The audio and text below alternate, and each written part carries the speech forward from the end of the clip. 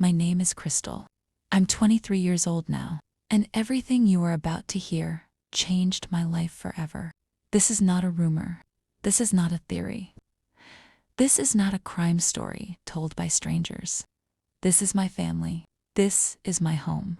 And this is the night that destroyed it. It was July 22nd, 2015, in Broken Arrow, Oklahoma. I was 13 years old. My little sister Autumn was just 2. By sunrise, our parents would be dead. 3 of my siblings would be gone. 2 of my brothers would be arrested for murder, and Autumn and I would be the only ones left alive. This is the Bever family tragedy. From the outside, our house at 769 Magnolia Court looked completely ordinary. A large 2-story suburban home, a neat green lawn, quiet streets, neighbors walking their dogs, kids riding bikes. Nothing about it screamed danger.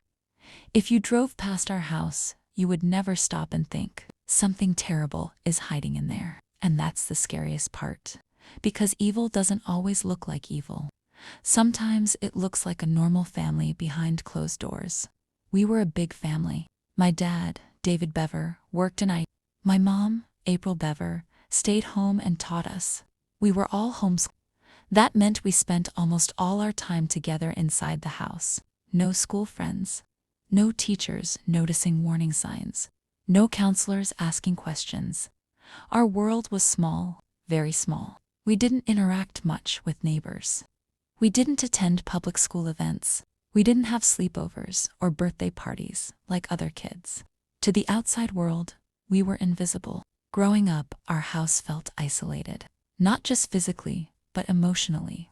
My dad could be strict, sometimes verbally harsh, sometimes physically intimidating. I won't lie about that. But my mom was gentle. She was protective. She tried to keep peace in a house full of kids. She believed in family unity. She believed prayer fixed everything. She believed problems stayed inside the home, and that belief would cost her life. My 2 oldest brothers were Robert and Michael. Robert was 18. Michael was 16. They shared a bedroom at the end of the hall, and slowly, over time, something changed in them. They became distant, quiet, obsessive. They spent most of their time locked in their room. The door was always closed.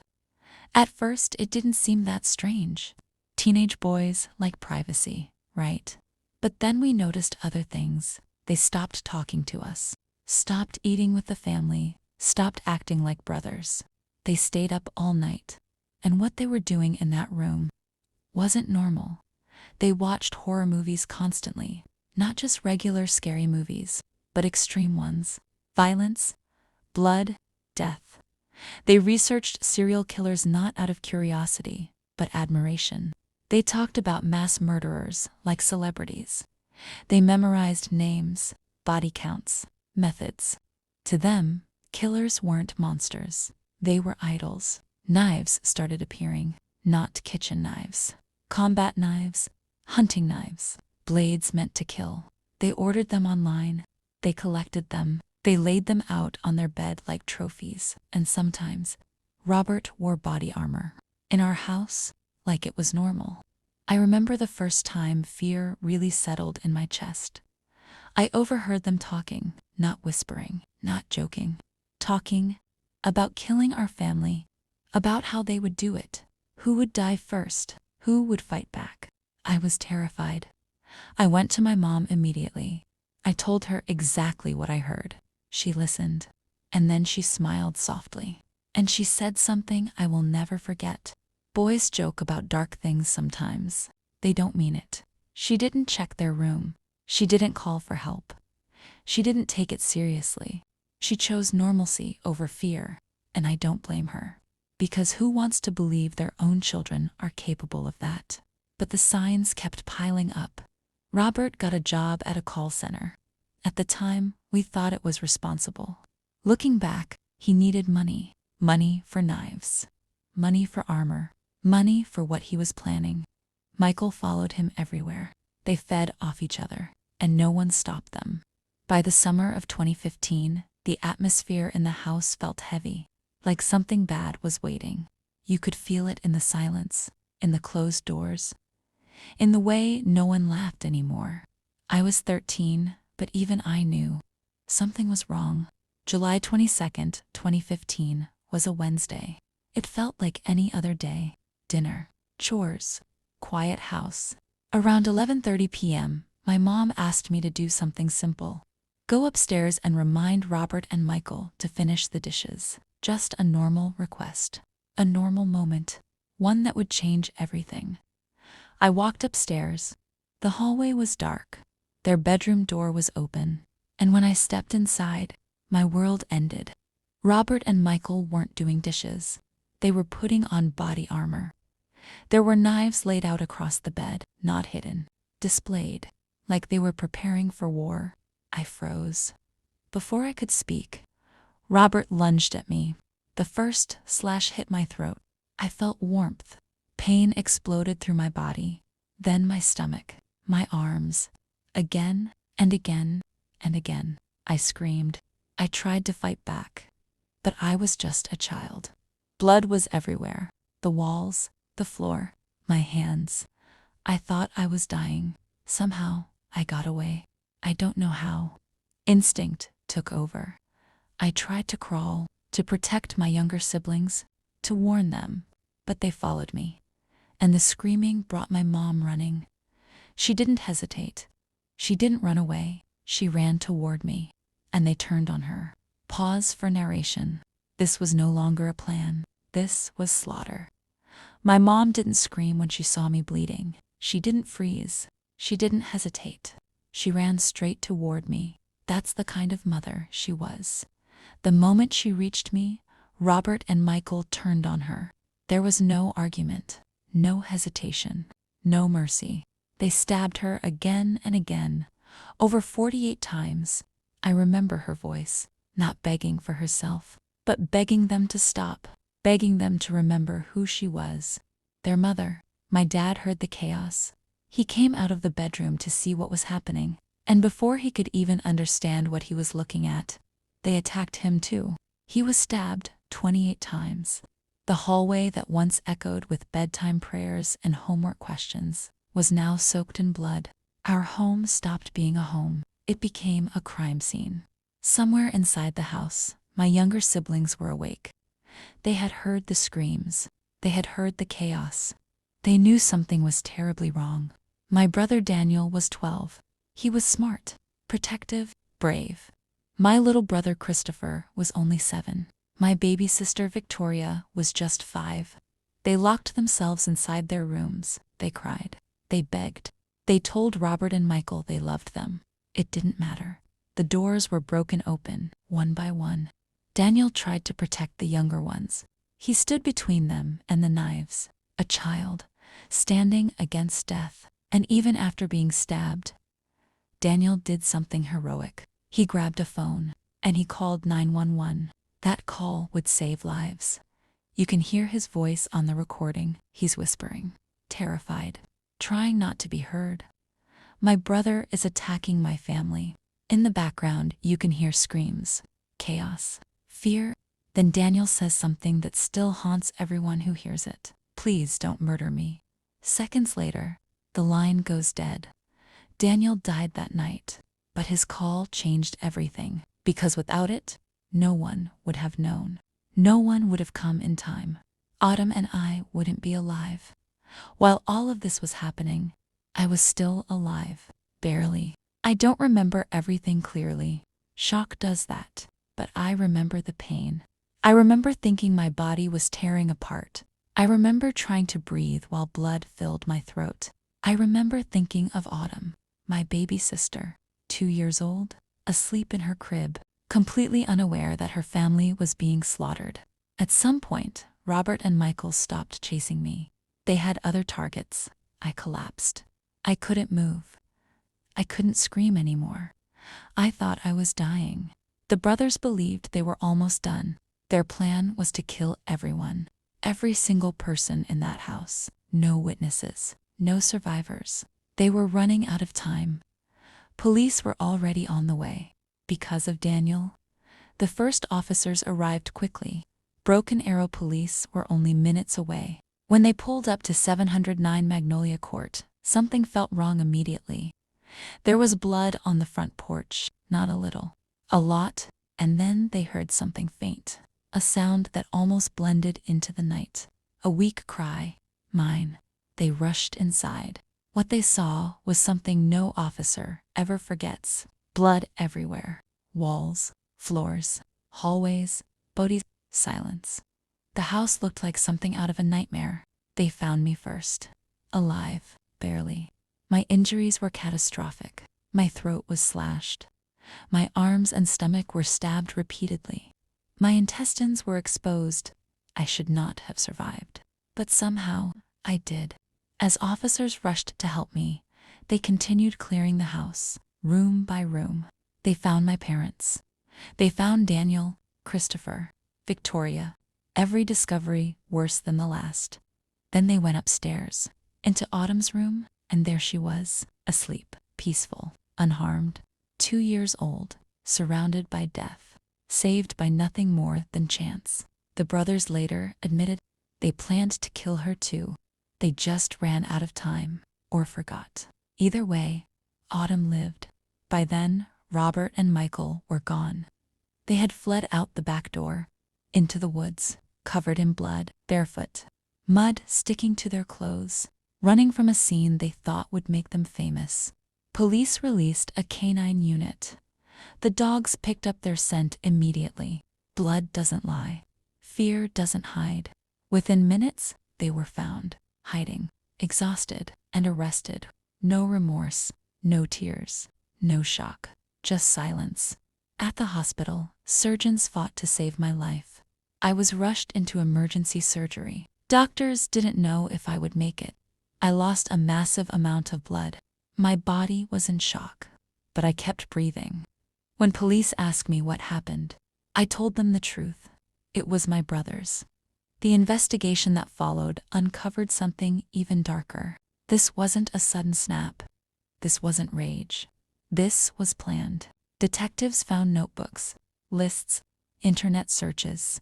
Robert and Michael had been planning the murders for months, possibly over a year. They studied mass killers.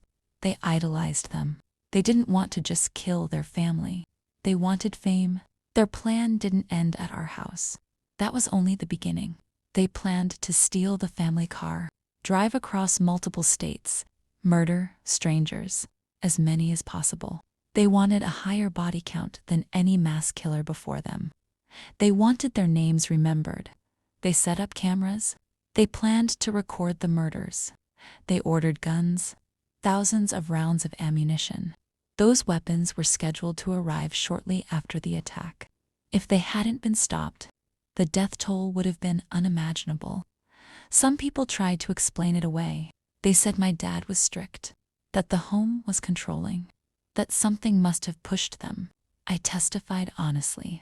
Yes, my dad could be harsh, but that does not explain this. That does not excuse this. This was not abuse. This was obsession. This was evil. Detectives called it exactly that, pure evil. As I lay in a hospital bed, my entire world was gone. My parents, 3 siblings, my home, my childhood, all gone in one night. And the people who did it shared my blood. I woke up in the hospital, not knowing if my life would ever be normal again. Tubes were everywhere. Machines beeped constantly. My body felt like it didn't belong to me anymore. I couldn't move without pain. I couldn't speak without remembering the knife at my throat. And worst of all, I couldn't escape the silence. One by one, the truth was explained to me. My parents were gone. Daniel was gone. Christopher was gone. Victoria was gone. Every word felt unreal, like they were talking about another family, another girl, not me. Autumn survived. That was the only light in the darkness. My baby sister was alive, and suddenly, I had a reason to keep going. The doctors told me I was lucky. I didn't feel lucky. They said I survived injuries that should have killed me. I didn't feel strong. I felt broken. Police visited me in the hospital. They were gentle. They spoke slowly. They asked questions I never wanted to answer. but I answered them anyway. Because the truth mattered, I told them everything. About the knives, the armor, the conversations, the warning signs no one took seriously. And as I spoke, I realized something terrifying. My brothers didn't just kill our family. They erased our past. Investigators continued digging. What they found was chilling. Robert and Michael weren't confused. They weren't panicked. They were methodical. They had notebooks filled with plans, sketches of the house, lists of who would be killed first, what weapons to use, how long it would take. They treated murder like a project. They wrote about wanting to be remembered, about surpassing mass killers, about becoming legends, not for talent, not for kindness, but for death. They believed they were smarter than everyone else, that no one would stop them, that the world would know their names. They were wrong. In 2016, Robert Bever stood before a judge. He pleaded guilty. Not because he was sorry, but because the evidence was overwhelming. The court sentenced him to multiple life sentences without parole. He would never be free. He would never hurt anyone again. That brought relief, but not peace. Michael's case took longer. He was younger, 16 at the time of the murders. Some people argued he should be treated as a child, but what he did was not childish. In 2018, Michael was tried as an adult, and I was asked to testify. The idea of seeing him again terrified me. The boy who once shared meals with me, who laughed with me, who then tried to kill me. The court understood my fear. I testified from another room, through video, so I wouldn't have to see his face. My voice shook, but I spoke. I spoke for my parents, for Daniel, for Christopher, for Victoria, for the voices that were silenced. I told the jury what I saw, what I heard, what I survived. Every word felt like reopening a wound, but I didn't stop. Michael showed no emotion, no tears, no remorse, just emptiness. The verdict came back, guilty. The sentence followed. Life in prison without parole. Justice was served. But justice doesn't heal scars. The house on Magnolia Court became a symbol, a place no one wanted to touch. It sat empty, boarded up, a biohazard. Neighbors avoided it. Children crossed the street. Eventually, the house burned down. Some say it was fate. Others say it was mercy. Today, the land is a memorial park, a quiet place, a reminder. Autumn and I were adopted into a loving family, people who gave us safety, stability, time to heal. They didn't try to replace what we lost, they honored it. Therapy became a part of my life. So did nightmares, flashbacks, survivor's guilt. Why me? Why Autumn? Why not them? Healing wasn't fast. It wasn't easy. Some wounds never close. You just learn how to live with them. I changed schools, changed routines, changed the way I looked at the world. Privacy became protection. Normal life became a goal. Autumn grew up smiling, laughing, unaware of how close she came to dying, and that was a gift. As years passed, I realized something. My brothers wanted fame. They wanted to be remembered for death. But instead, the world remembers the victims and the hero, Daniel, the 12-year-old boy who whispered into a phone, who faced terror with courage, who saved 2 lives, mine and Autumn's.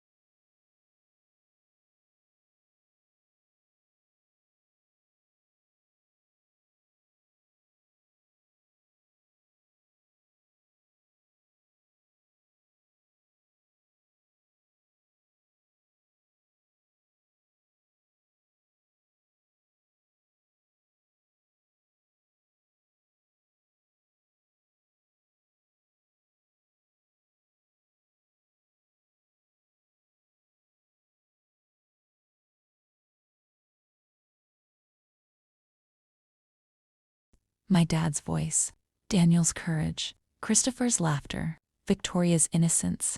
They were more than victims. I realized something important. My brothers wanted attention. They wanted headlines. They wanted their names remembered, but the world didn't give them that. The world remembered the truth. They underestimated one thing: survivors speak. I learned to speak for myself, not to relive the pain, but to reclaim my story. At 23, I am building a future. Education, goals, dreams, things I once thought I'd never have. Some days are harder than others. Some anniversaries feel heavier. Some scars ache more than they should. But I'm here, and that matters. People often look for meaning in tragedy. Sometimes there isn't any. Sometimes all you can do is choose to live anyway. Daniel's bravery saved us. A child who stood against darkness. A hero who never got to grow up. His voice still echoes, and it always will. The night of July 22nd, 2015, took everything from me. My parents, my siblings, my home, my childhood. But it didn't take my life. It didn't take Autumn's life. And it didn't take my voice. Survival is not simple.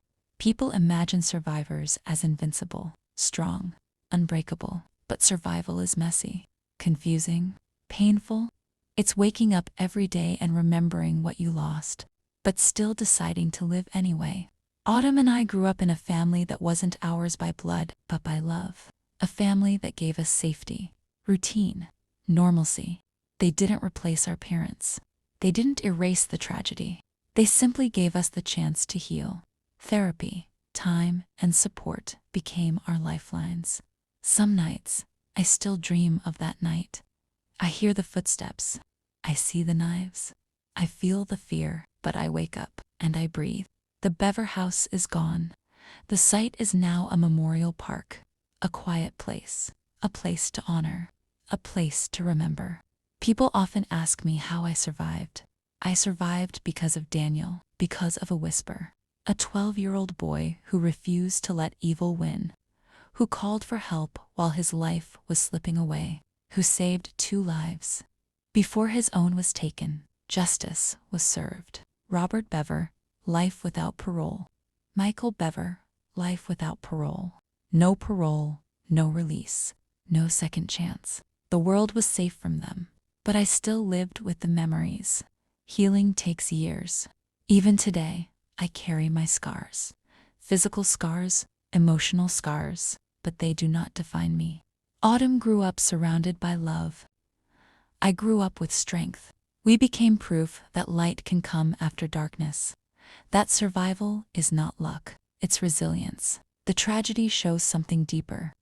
Evil can hide in plain sight. People can smile. They can appear normal. They can seem harmless. But darkness sometimes lurks behind closed doors. And that's why vigilance matters. That's why compassion matters. That's why protecting children matters. But even in the deepest darkness, hope exists. I miss my family every single day. I miss Daniel, Christopher, Victoria, Mom, Dad. And I always will, but I live for them now. I honor them by surviving, by speaking the truth, by remembering them every day. This story is not just about murder. It is about survival. It is about courage. It is about resilience. It is about light shining after the darkest night. Robert and Michael thought they could end everything. They thought they could silence us. They were wrong. We lived. We told the truth. We remembered. And in the end, that is stronger than anything they did. Autumn and I are building a future filled with love, a future filled with hope, a future that honors the family we lost. The Bever family tragedy will always be part of my life, but it does not define the rest of it. I survived. Autumn survived. And that is our legacy. So when you hear this story, remember this.